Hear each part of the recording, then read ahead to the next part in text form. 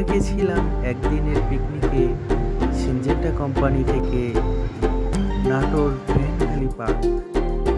এখানে দেখতে পাচ্ছেন আদিল আর আবেদ প্রজাপতির উপরে বসে আছে। তারপরে নাটোর গ্র্যান্ড ভ্যালি পার্কটা অনেক সুন্দর। এখানে দেখতে পাচ্ছেন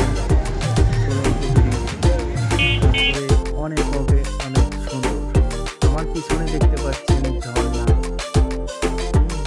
তারপরে অনেক অনেক সুন্দর সুন্দর জায়গা আছে, আপনারাও এসে ঘুরে যেতে পারেন নাটোর গ্র্যান্ড ভ্যালি পার্ক। আমরা একদিনে পিকনিকে এসে অনেক মজা করেছি। সাথে ছিল আমার এই তো ছোট্ট